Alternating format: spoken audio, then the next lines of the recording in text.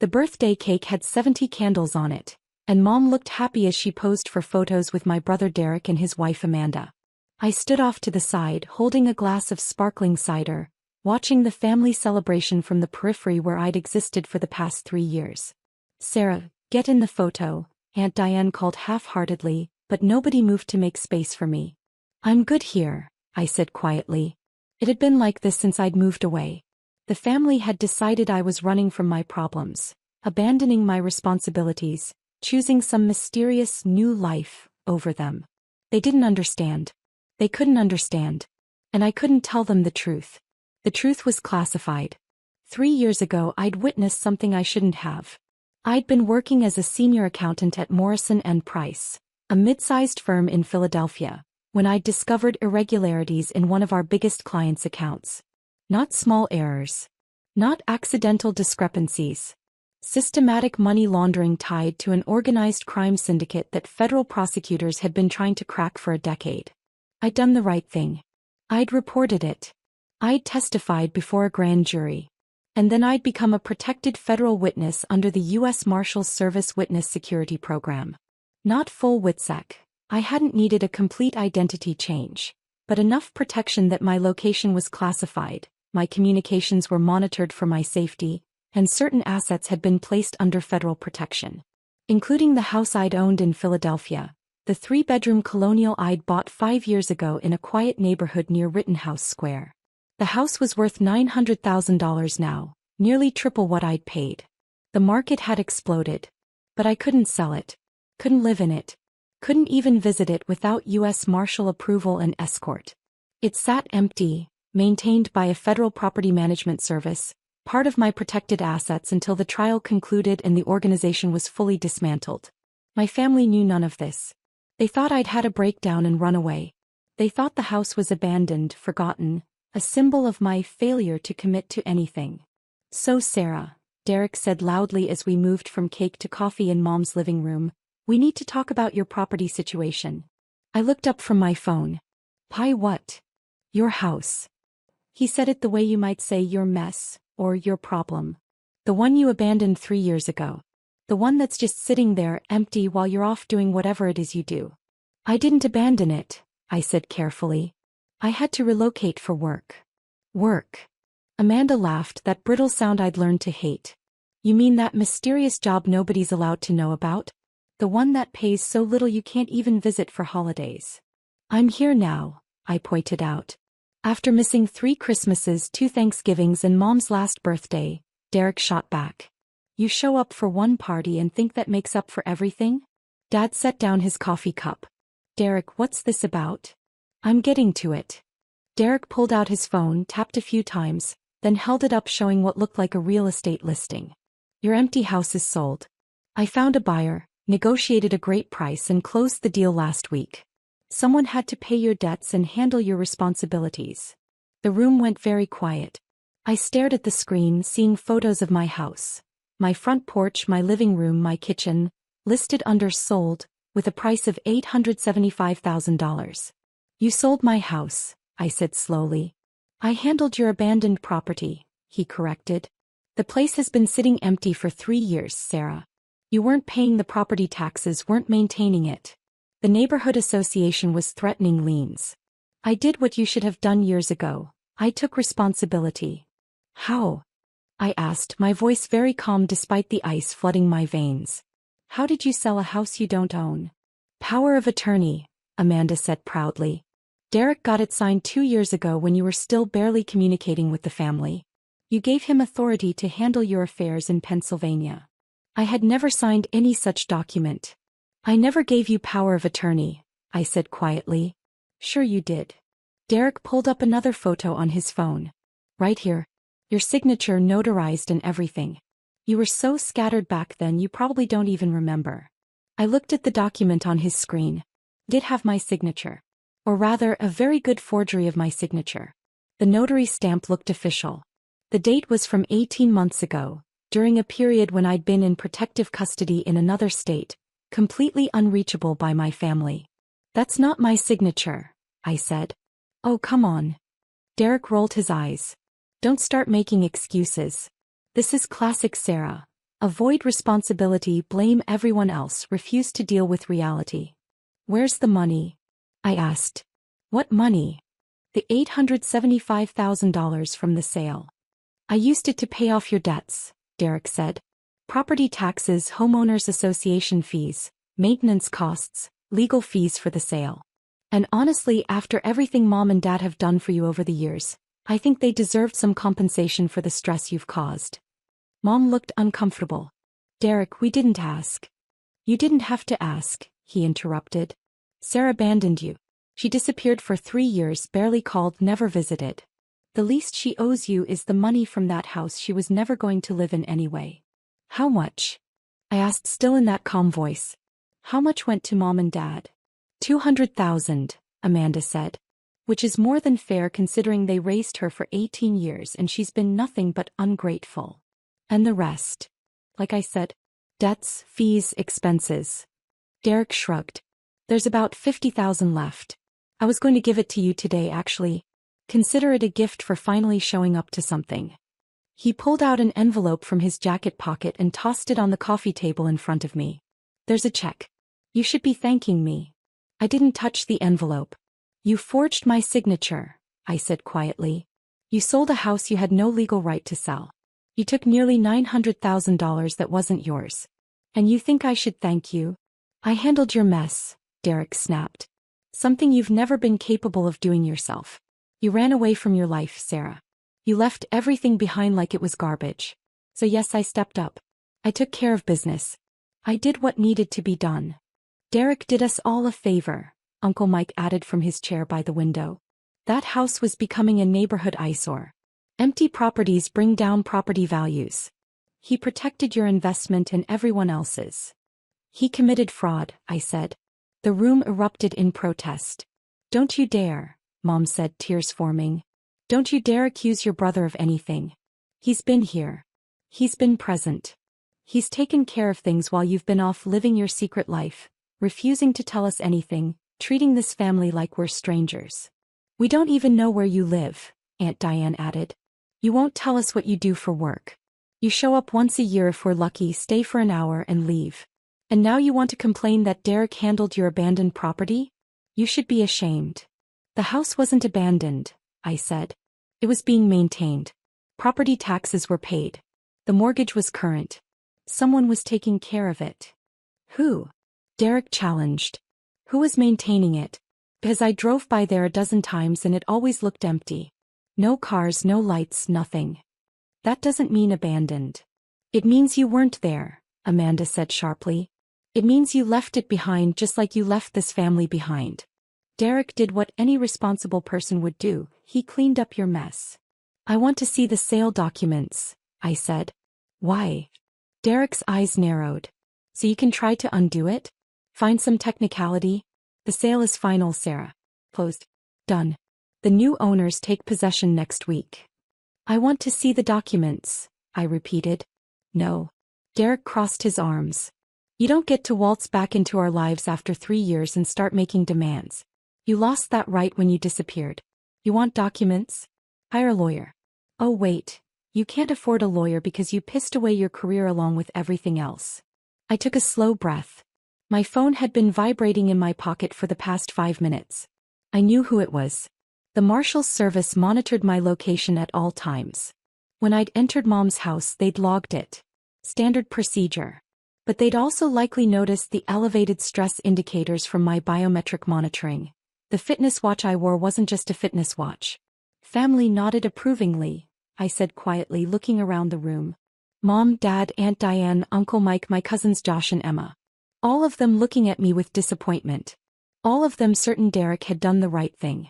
Finally making sense, Derek said. Accept it and move on, Sarah. You're getting $50,000 you didn't earn. Take it and be grateful. I remained silent. My phone buzzed again. Then again. The doorbell rang. I'll get it, Emma said, walking toward the front door. I heard her open it. Heard her confused voice. Can I help you? Then a male voice, professional and firm. U.S. Marshals Service. We need to speak with Sarah Mitchell immediately. The living room went completely silent. Emma appeared in the doorway, her face pale. Sarah? There are There are federal marshals here for you. I'll handle it, I said, standing up. Two men in suits entered the living room behind Emma. I recognized Deputy Marshal James Walsh immediately. He'd been my primary contact for 3 years. The other man was unfamiliar, younger, his hand resting near his hip in a way that suggested he was armed. Ms. Mitchell, Walsh said, his voice professional but his eyes concerned. We need to speak with you. Now. What's going on? Dad demanded. Why are federal marshals at my house? Sir, I need you to remain seated, the younger marshal said firmly. Everyone stay where you are. Ms. Mitchell, Walsh continued, focusing on me, we have a situation. Our property monitoring systems flagged unusual activity at your Philadelphia residence. A sale was recorded. Can you explain this? I didn't authorize any sale, I said clearly. I haven't been to that property in 3 years as per program protocols. Derek had gone very white. Program? What program? Sir, who are you? Walsh asked, turning to my brother. Derek Mitchell. I'm her brother. I sold the house because she abandoned it. I had power of attorney. You had what? Walsh's voice could have cut glass. Power of attorney. Legal authority to handle her affairs. The sale was completely legitimate. Deputy Marshal Chin, Walsh said to the younger man, call it in. Possible federal property fraud, witness security violation, and unauthorized access to protected assets. What the hell is happening? Derek shouted. Walsh turned to him, his expression cold. Mr. Mitchell, the property you sold is a federally protected asset under the Witness Security Program. It cannot be sold, transferred, or accessed without explicit authorization from the U.S. Marshals Service and approval from federal prosecutors. The sale you conducted is not only void, it's a federal crime. The room erupted. Mom started crying. Dad was yelling questions. Aunt Diane was demanding explanations. Everyone quiet. Walsh's voice cut through the chaos. Ms. Mitchell is a protected federal witness. Her location, her assets, and her identity are classified for her safety and for the integrity of an ongoing federal prosecution. The house in Philadelphia is registered under federal protection. Any attempt to sell, access, or transfer that property without proper authorization constitutes obstruction of justice and fraud. I didn't know, Derek stammered. She never told us. She couldn't tell you, Walsh interrupted. That's what classified means, Mr. Mitchell. And claiming ignorance doesn't excuse the fact that you forged federal documents and sold government-protected property. I didn't forge anything. I had power of attorney. Show me the document, Walsh demanded. Derek fumbled with his phone, pulled up the image and showed it to Walsh. The marshals studied it for approximately 3 seconds. This is fraudulent, he said flatly. Ms. Mitchell was in federal protective custody on the date this document claims to have been notarized. She was in Oregon. The notary stamp is fake. The signature is forged. And even if it were real, it would be void. Protected witnesses cannot grant power of attorney over federal assets without Marshals Service approval. How was I supposed to know that? Derek shouted. You weren't, I said quietly. Because I couldn't tell you. I witnessed federal crimes, Derek. I testified against dangerous people. The Marshals Service has been protecting me for 3 years while the prosecution built their case. That house isn't mine anymore. It's a federal asset held in trust until the trial concludes, and it's safe for me to reclaim it. You're a witness? Mom whispered. Against who? I can't tell you that, I said.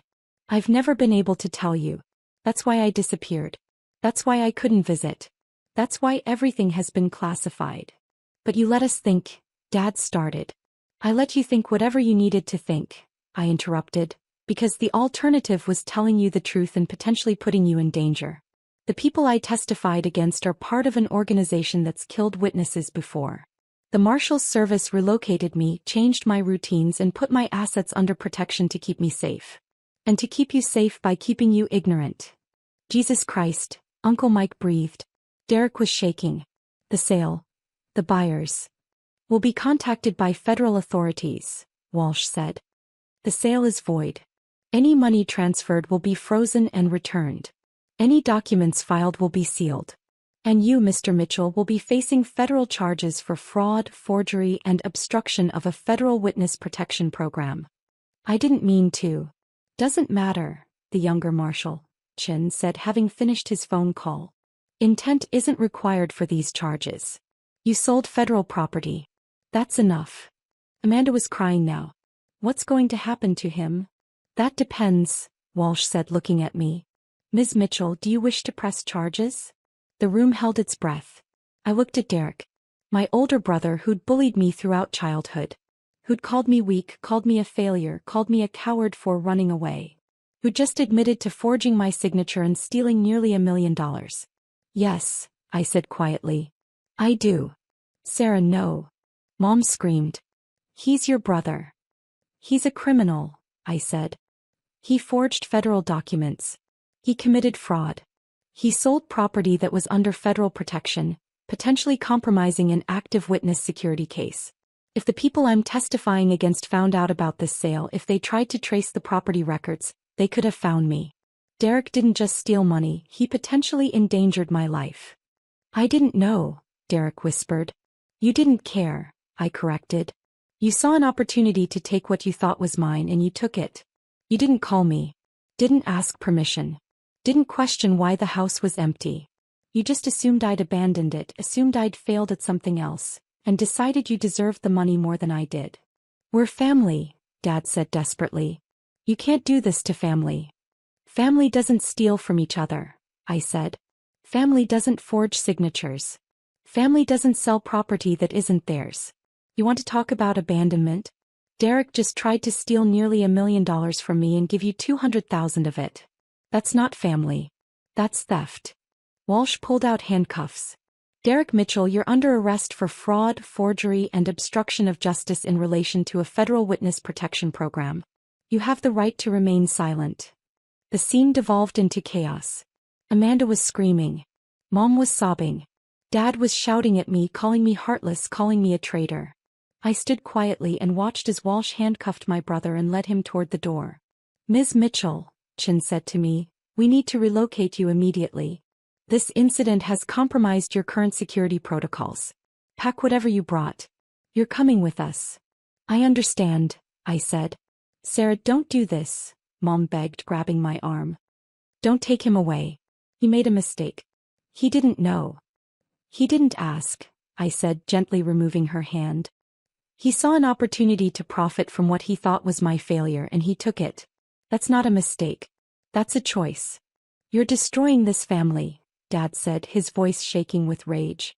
No, I said calmly. Derek destroyed it when he committed federal crimes. I'm just letting the consequences play out. I followed Chin to the door, leaving behind Mom's birthday party, the uneaten cake, and the family that had never understood why I'd disappeared.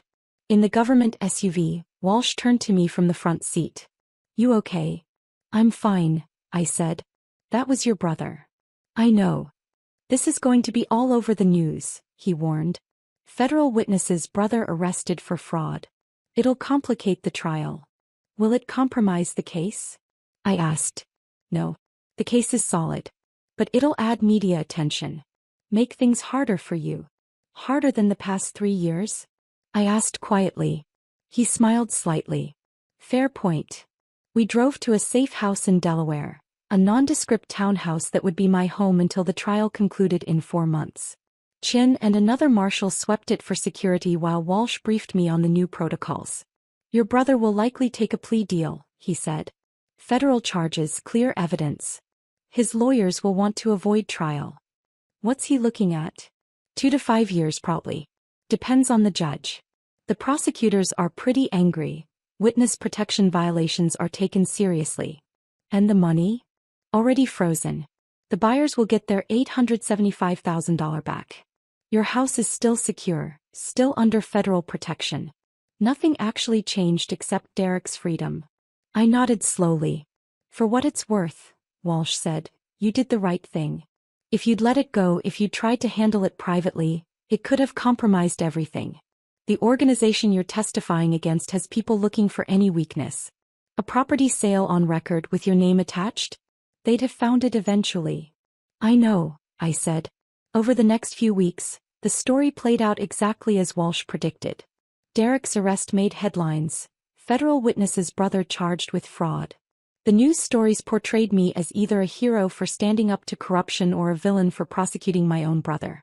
My family chose the villain narrative. Mom gave an interview to a local news station, tearfully explaining that I'd abandoned them, that Derek had only tried to help, that I was destroying the family over a misunderstanding. Dad released a statement calling me cold and unforgiving. Aunt Diane started a GoFundMe for Derek's legal defense. I watched it all from the safe house, sitting on a government-issued couch, eating government-provided meals, and preparing for the trial that had consumed 3 years of my life. Derek took a plea deal. 3 years in federal prison, 5 years supervised release, full restitution of all funds. Amanda filed for divorce 2 weeks later. The trial I was testifying in concluded successfully. The prosecution secured convictions against all 7 defendants. Money laundering, racketeering, conspiracy. The criminal organization was dismantled. My testimony had been crucial. 6 months after Derek's arrest, I was released from witness protection. The threats had been neutralized. I could reclaim my life. I returned to Philadelphia on a cold Tuesday morning, Deputy Marshal Walsh escorting me to my house for the first time in 3 years. It looked exactly as I'd left it.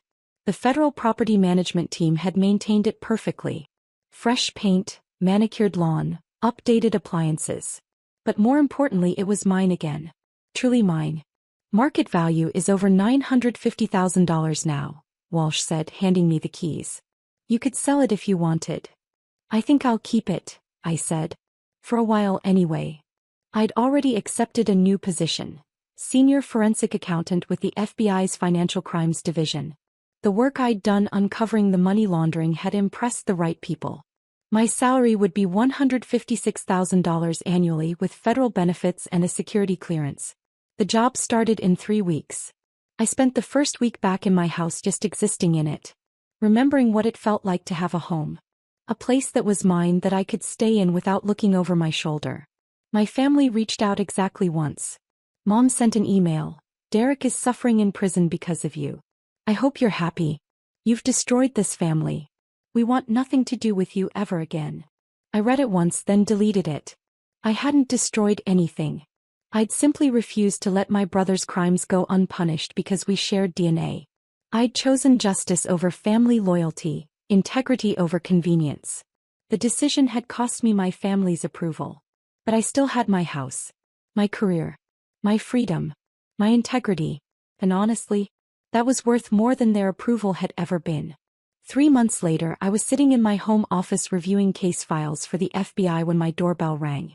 I checked the security camera, a feature I'd added immediately upon returning, and saw a woman I didn't recognize. Mid-40s, professional clothing, nervous expression. I opened the door cautiously. Can I help you? Ms. Mitchell? Sarah Mitchell? Yes. I'm Jennifer Walsh. I'm an attorney representing your brother Derek. I started to close the door. Wait, please. She held up her hands. I'm not here to harass you or ask you to drop charges. Derek asked me to deliver something. She pulled an envelope from her briefcase. What is it? I asked. A letter. He's been in prison for 6 months now. He's had a lot of time to think.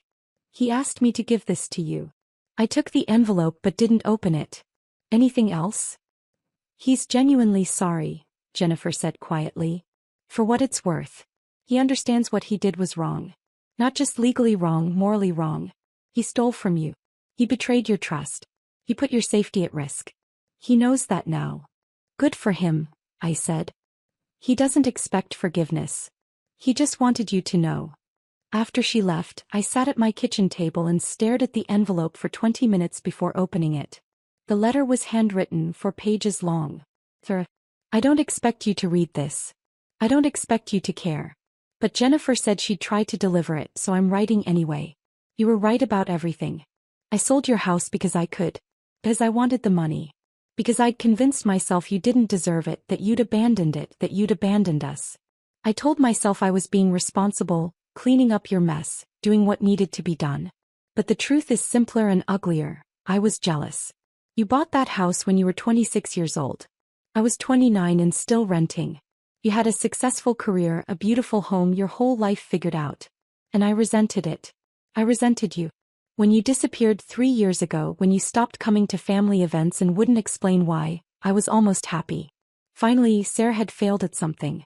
Finally, the perfect little sister had screwed up.